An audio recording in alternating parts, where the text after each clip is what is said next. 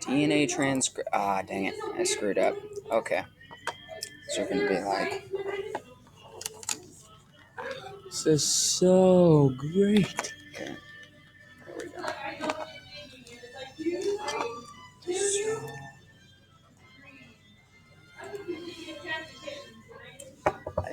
Alright. So we're going to want to speak really loudly for this. Hey! Yeah. How do we want to start? DNA transcription Alright. is a what? What? I So- don't even know. So you just say DNA transcription is where DNA, just how DNA How turns into us. Us? Yes, No. us. How DNA turns into RNA. Okay, Makes more sense. DNA will eventually turn itself into protein, so let's go with that. And just transcription is one process on how. Oh, 1 second. okay. So DNA transcription is a process, is one of the steps in the process that turns DNA into RNA. That RNA becomes a protein. So what happens is this is a DNA, and it has this stuff, and that's pretty cool. And then we have the protein, RNA polymerase, and what it'll do is it'll unzip the DNA here, and it'll make an RNA strand based on the matching nucleotide here. And it'll keep going and going until it decides not to. And stuff. No. And it puts those nucleotides in from the free nucleotides that we eat from living organisms that are just floating around in the nucleus. And what happens is once it's done, it becomes, it goes through, it exits through the ribosome as mRNA. The nucleus? The nucleus, yeah. What did I say? Ribosome. The nucleus, yeah. It travels to the ribosome. And then it keeps going. And so what happens is before it leaves, it splits into, there are 3 groups that are called what are the codons or anticodons or whatever. And what'll happen is during this process called RNA, what's it called? RNA. Go back a second. RNA what? RNA processing, Oh, yeah. It'll decide which ones are enabled and which ones are repressed. And then, so the RNA will go into the ribosome, and it'll make these little codons like this. And then the ribosome will send a signal and it'll get this little thing called a tRNA, and it has the anticodon for one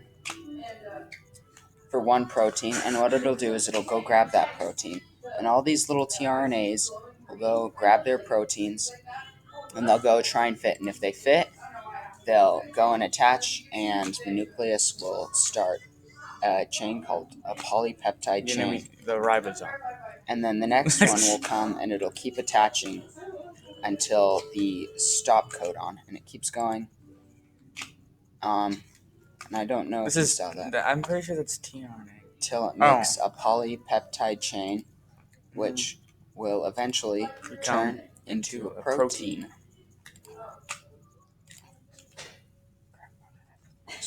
We can just cut this out in the end. I mean, yeah, we can cut out anything we don't really need. Yeah.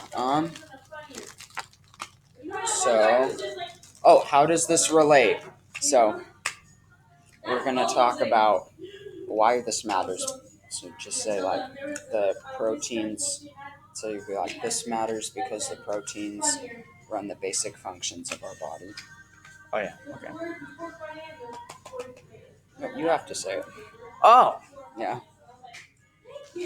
This I wasn't listening. Matters because proteins run the Yes, basic functions. this matters because proteins run the basic functions of our body.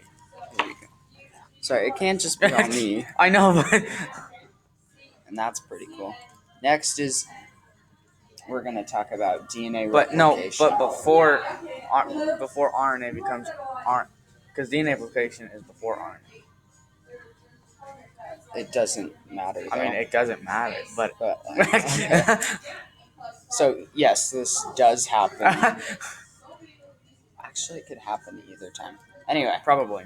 so it's where DNA replicates itself so it can go into new cells. And so it can pass its genes on further. And so there's the DNA again, Mm-hmm. and you have this little protein called DNA helicase, and it comes and unzips it. And then you have DNA then you have DNA polymerase following it. One's a lagging strand, and one is a what is it called? leading strand. Leading strand, and one's a lagging strand. And they can only go from 3' to 5'. Yep. So what'll happen is when these go from 3' to 5', this one will be ahead, and that's why it's the leading strand, and it'll keep adding it and going that way. And following the DNA helicase. Mm-hmm. And then this one will have to go from 5' to 3', and then it'll have to float back and do it again. And it's slower than this one, so that's why it's the lagging strand. And this, and this what makes what is called a replication fork, because it forks in two different ways. But how does DNA polymerase get new nucleotides? We already answered this question. Well, the answer is the exact same way that DNA polymerase does from the foods we eat inside the nucleus. And this all relates because in order for us to replicate to get the proteins in the end, the cells need to have the DNA in each cell so they can either make the proteins or not make the proteins that our body needs. That's the end. And that's it. Thank you, Mr. Cutler, for being patient with us. Oh my gosh. Please tell me that recorded. Okay. Wait, that was recording?